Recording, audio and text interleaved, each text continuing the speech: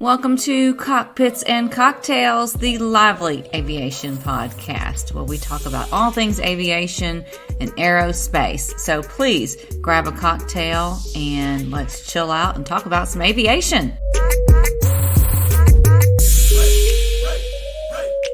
Hello, everyone. Welcome to Cockpits and Cocktails. This is Natalie Flygirl Kelly, one of your co-hosts, and it is season 4.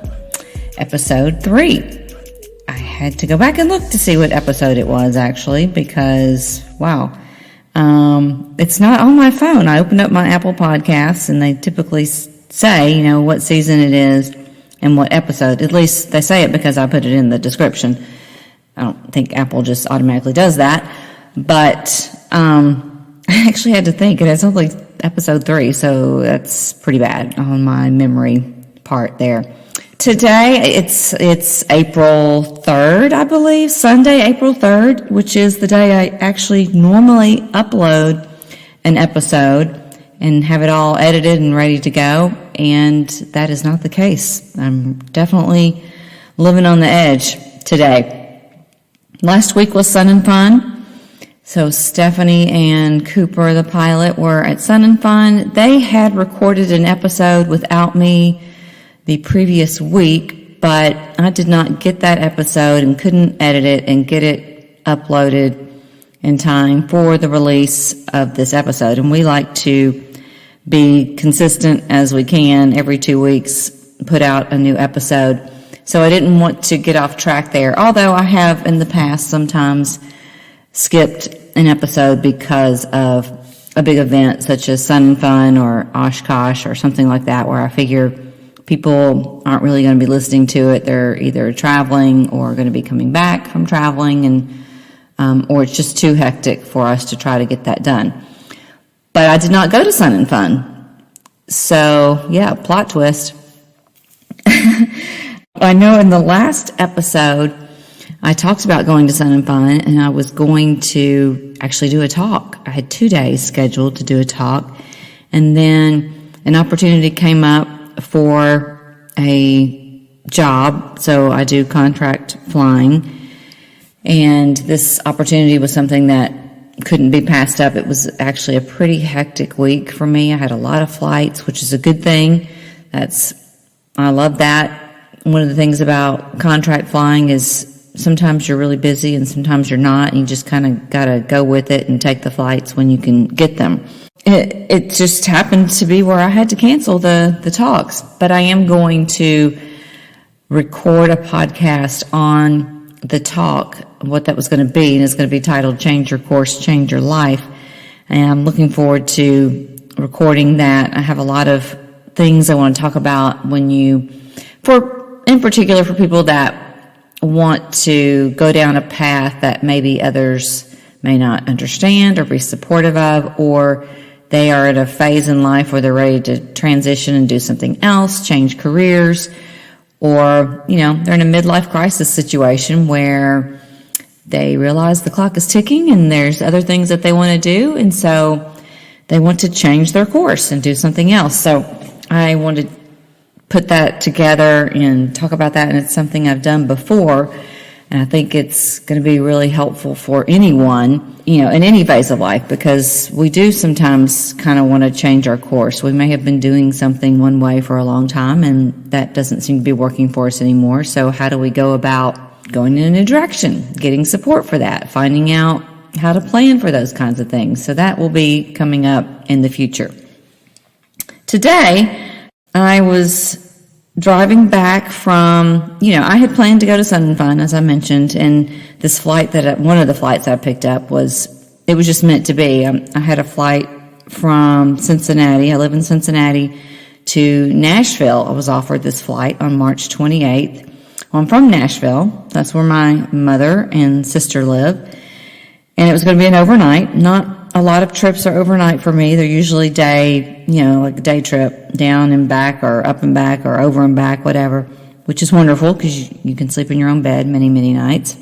I was given this opportunity to do this trip to Nashville on March 28th, which will happen to be my birthday. And I thought it was great because I would have been at Sun and Fun I was supposed to go on Monday. This flight was on Tuesday, and it was my 50th birthday. Yes, 50. It was a big one. It was like meant to be. I got to spend the night with my mother in Nashville on my 50th birthday. That was pretty special. And then it's just like everything else. I thought I could go back to Sun and Fun later. I was trying to find time in my schedule to get down there for a couple of days. And, I'd canceled my airline reservation, my hotel, car rental, and then I was looking at other days to go. And it was going to be really tough because I have one son at home that plays lacrosse, and I wanted to be at his lacrosse games. And I could have maybe squeezed in a day or two, but it would have been kind of, stressful and expensive. And I kind of deliberated about it. And then it brought me to what our topic is going to be today. This is something that we all struggle with, and it's called FOMO. We're going to talk about FOMO. It can affect all ages, or I'm going to talk about how, I am 50. So I've kind of been through a lot of phases in life, and FOMO has affected it in some way, I would say, maybe, or how maybe your perspective changes on FOMO. And if I can provide some kind of wisdom to someone to make their lives a little bit more peaceful and content and joyful, then hopefully that's what I can do by just offering some advice on how I dealt with things or how I look at things now. I want to be as helpful as possible to people perhaps that are younger, or people my age, or people that are older, and just provide my experience and share how you could maybe look at things differently to make your life a little bit easier and more enjoyable. But this idea for this talk it wasn't really planned. It happened because of an unexpected trip that I took yesterday. I covered this topic in the episode last week, just a little bit, and I've also written a blog on my website about it. It's flygirlllc.com, and it was when you say yes to something, you say no to something else. This was like the perfect, scenario maybe, of when this really came together and solidified that whole message. Struggled with trying to figure out if I could get down to Sun and Fun, trying to make that happen. Kind of finally came up with the conclusion that it was worth more to me to not go, not put myself under all that stress to get there, accept that this is the way things turned out, embrace that, and then use my time for something else, which I was doing and I was really looking forward to. I was kind of behind because I had been traveling a lot. Well, when I say behind for me, because I kind of like to be on top of things. I don't like things to sit around and be delayed. I had emails, I had things to respond to, bills to pay, so on and so on. And I was going to catch up on those things these couple of days that I was not flying when I had considered going down to Sun and Fun.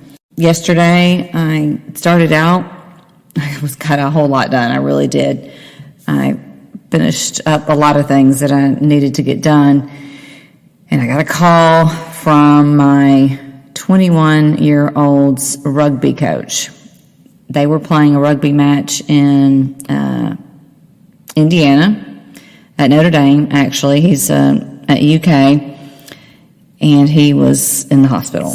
Of course, it's a call you never want to get. You don't want to hear that your kid's been hurt, and I was really grateful that I was not at Sun and Fun, that I was home. And, it just totally made me feel like, I was justified in my decision of not going. Not that I needed to be justified. I don't need to be justified, but it was like, if I had said yes to that and gone and forced myself to make Sun and Fun happen, then I would not have been able to go see him. And I actually went up there. It's about a 4+ hour drive. and he really, really, really hurt his ankle very badly. It's broken. It looked awful. The pictures that he had, his bone was, like sticking out, and it was a clean break, and he's going to have surgery. So I drove up there, picked him up, turned around, came back, and he's in my guest room right now. And I'm recording a podcast. It was just like, if you're gone all the time when you try to do all these things, then you won't be available to do some of the other things that might come up that aren't planned. And there are always things that aren't planned that come up. Like always. It's just part of life. Everything cannot be predicted. FOMO. What I faced with FOMO during fun, and I was really looking forward to this talk, so weighing all these different things that I needed to do in my head. I was driving, up to Indiana, and I had all these thoughts about what I could talk about, and FOMO was one of those things. And it's FOMO, for these events and things, especially, with social media, you see people at these events, and it looks like they're just having the time of their life. That's wonderful for them, that's great. But don't think that you're missing out, because if you're there, you're missing out on other things. If you know anything about air shows and Sun and Fun, they are not relaxing. They are a lot of walking. It's a lot of work. It's, you're out of your element. You're either camping to save money, or you're spending a lot of money on a hotel. So there's that added stress. I think as you get older, you just don't care as much about doing things that are going to add stress. It's like I have more of a fear of missing out on downtime and getting caught up and feeling like in a good place, organized and prepared for whatever comes next. The other FOMO that I want to mention is ratings. In aviation, I believe that many people, you're surrounded by people that are doing things in aviation, and they may be ahead of you in their training, and we compare ourselves to them, and we think we should be where they are. Why am I not working on this right now? They're almost done with that, and I'm not. And try to understand and realize every person's process and journey is so unique. No one's going to be like anyone else. And accepting that and realizing, you are where you are at the specific moment for a reason. There's no way I can be running a business, earning ratings, having a family, and doing exactly the same thing as someone who isn't trying to run a business, who doesn't have kids or a husband, and understanding that every person has such a different scenario in their life. And that's one of the things we put so much pressure on ourselves to be like someone else, and we think we need to be in a certain place when you really just need to be where you are. I mean, that's where you are. When we get stuck trying to compare ourselves and trying to tell ourselves that we're not where we're supposed to be, that's not good for our confidence, and that's not going to help you get anywhere else. You need to focus on what's specific to you, what your specific goals are. Now, let's take this back and continue talking a little bit about events. I know when I was younger, I wanted to be at all the places and see all the people, and I felt like that meant that I meant something, that I needed to be at these places and fit in with these groups in order to have as much value as they did. Now, air show events and aviation events, conventions such as that, if you do have an opportunity to go, I think they're wonderful. But I don't think that you need to add stress to your life in order to get to those places. I actually think, there's a lot of value in not being predictable and being at all the places and the events.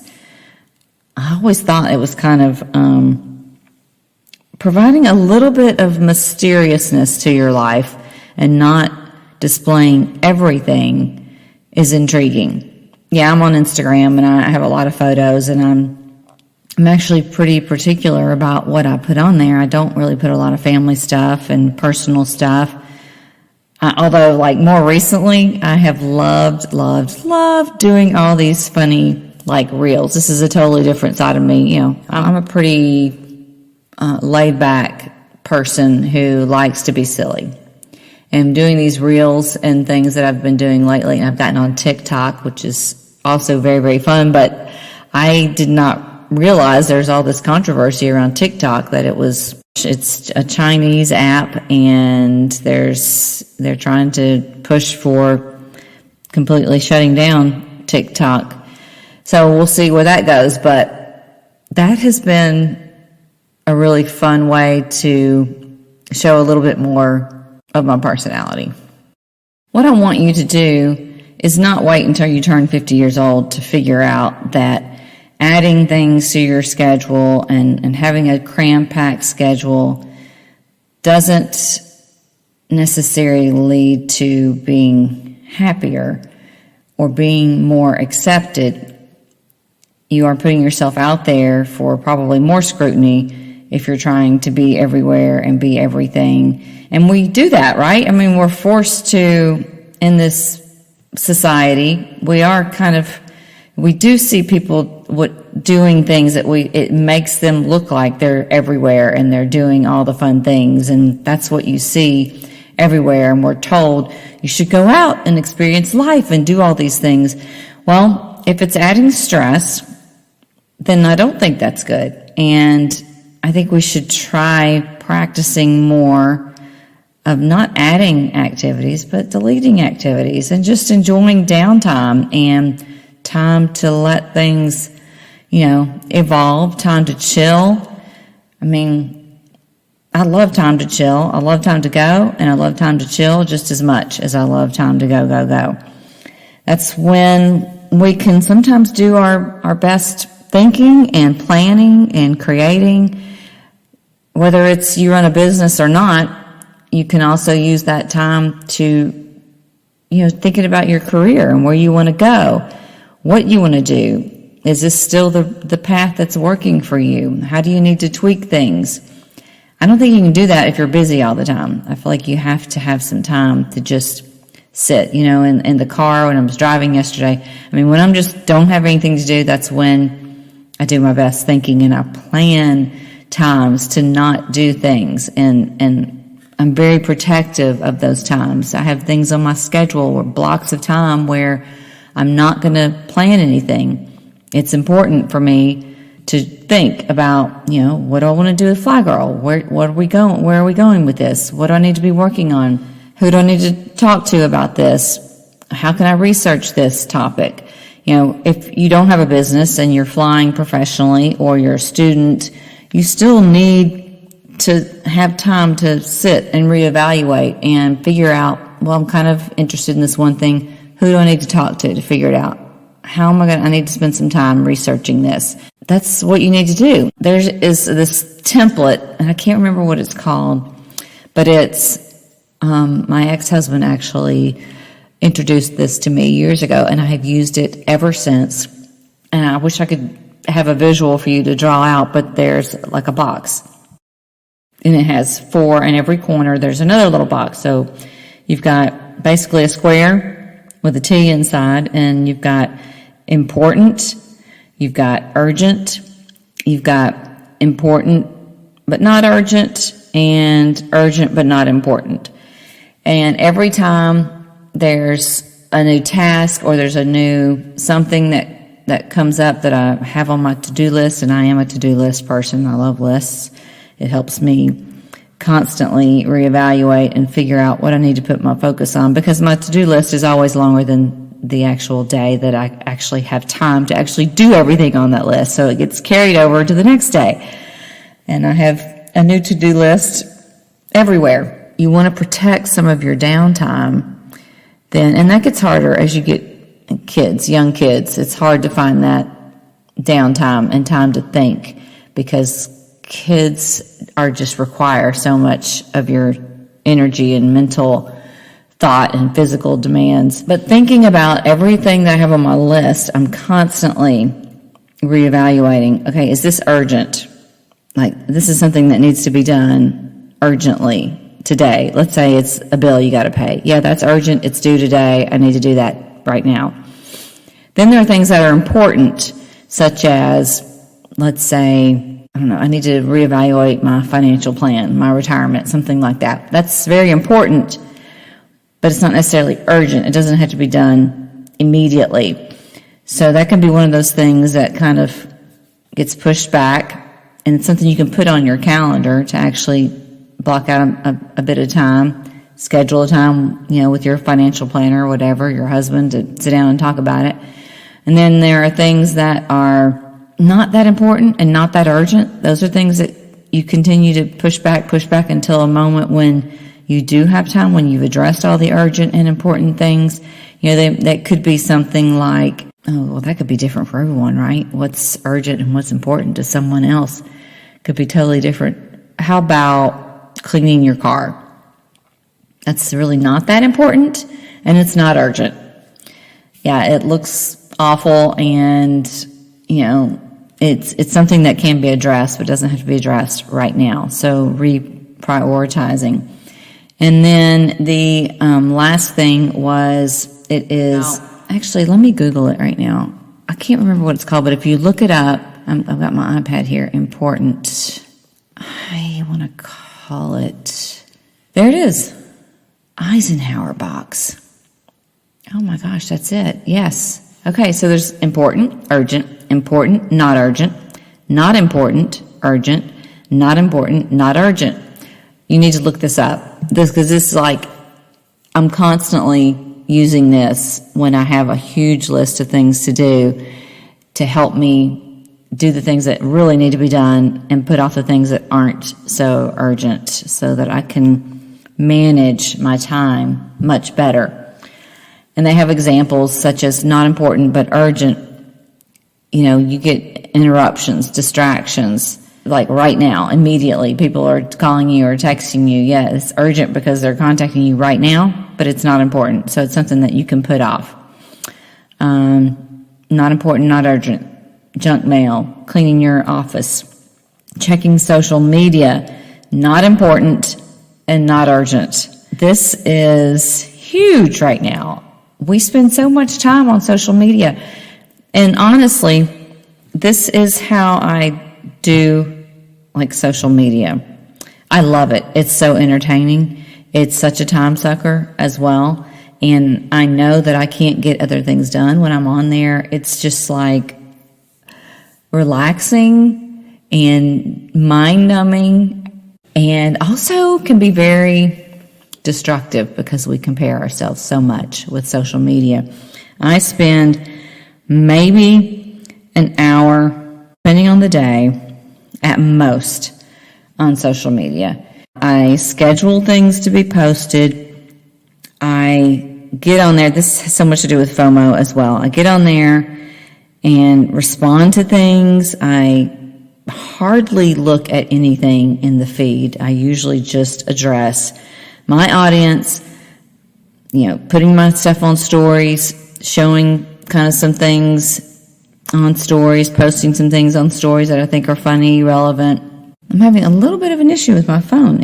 I don't know why. It's like trying to connect to my computer where I'm recording this podcast. So it's making a noise every once in a while. I apologize for that. Set limits on yourself with social media because it is a time sucker. And if you're someone who's trying to do a lot, which we all are, right? Trying to create a happy home, happy family, happy career, happy hobbies, all these things that we want to do, social media is not going to help you get those things done. So please place limits on that. And it is huge as far as FOMO goes. You get on there and you see people doing things that are fun. Of course, they're always doing things that are fun, right? Nobody shows anything that's boring on social media. Although we do have a lot of times that are kind of boring, right?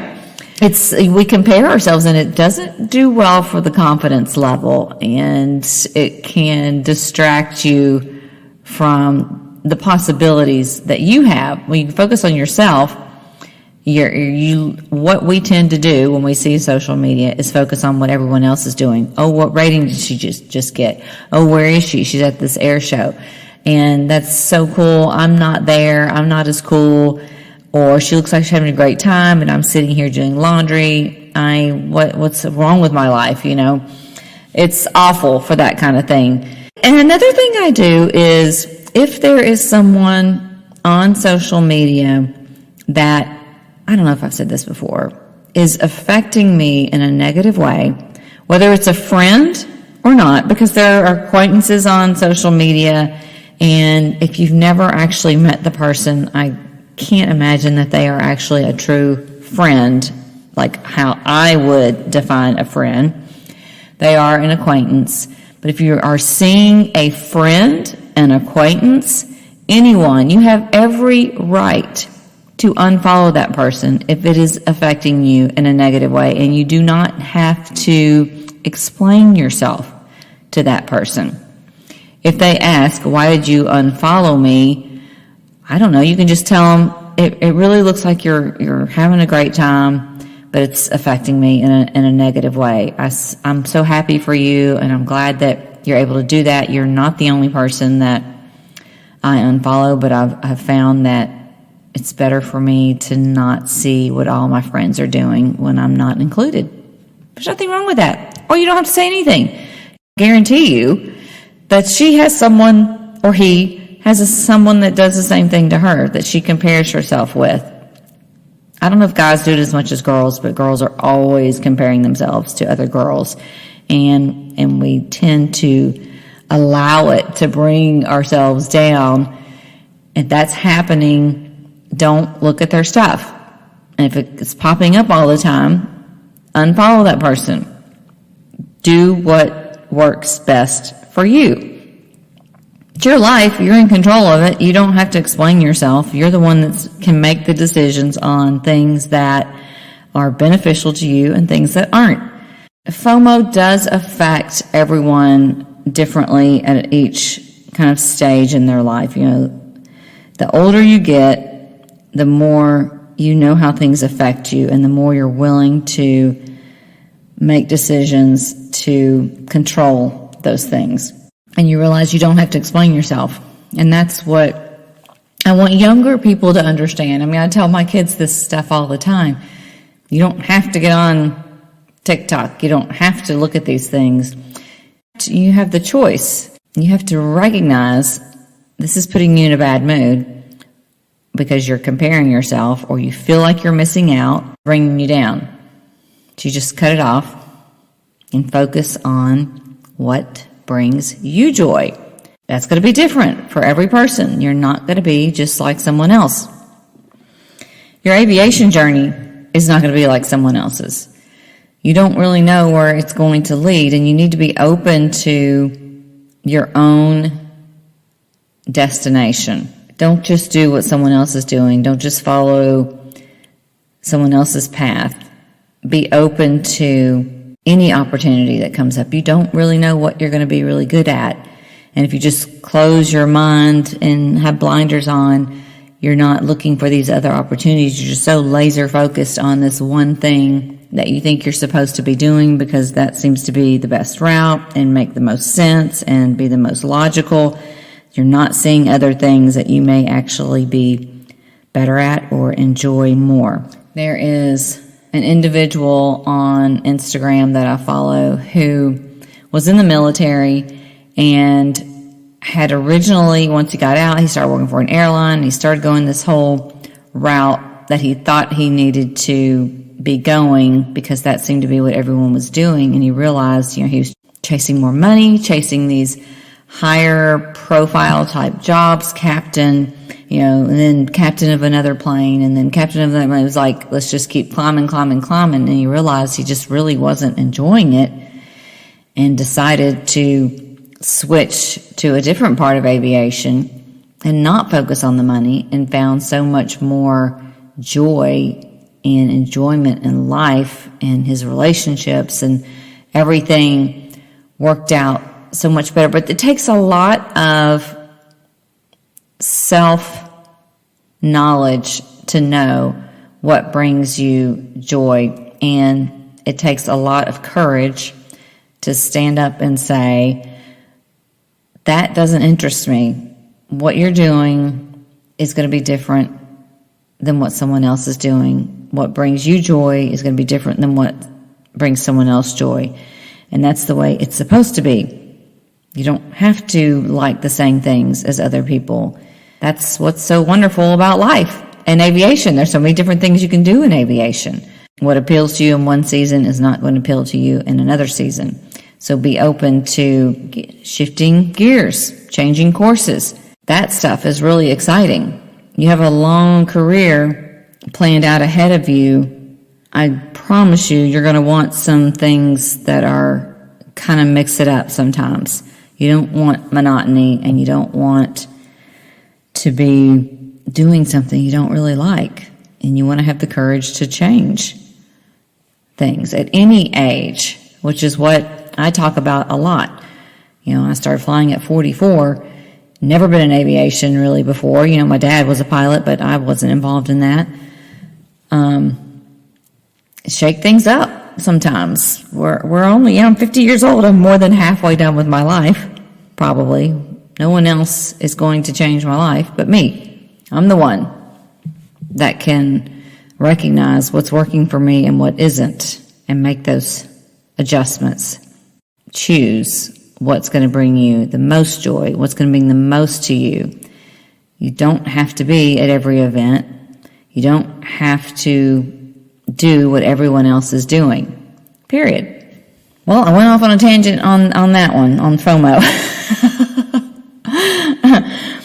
I hope that brought you something, brought you some insight and a little bit of something to consider when you're thinking about all these different plans and paths that you want to take or think you want to take. And I think we all want to be happy, and I think we all want to feel content and fulfilled, and we can't do everything and be with everyone and that happen. We have to have time to be ourselves and figure out our own journey, and then occasionally include some of these other things and people in our lives. But it's not possible to do everything and be happy. And it's not possible to chase everything that everyone else is doing and be happy, because what everyone else is doing is not always what's best for you. And it's not always going to be what brings you joy. And you don't have to be somebody or prove that you're somebody by trying to do what everyone else is doing. Thank you so much for listening to this episode of Cockpits and Cocktails. I hope that you enjoyed it. I hope that you feel validated in some of the decisions that you make on where to spend your time. Please reach out if you have any comments or questions or any topics you'd like me to talk about in the future. Make sure you share this episode and subscribe anywhere you listen to podcasts, and follow us on Instagram, cockpits.and.cocktails. Thank you. Cheers.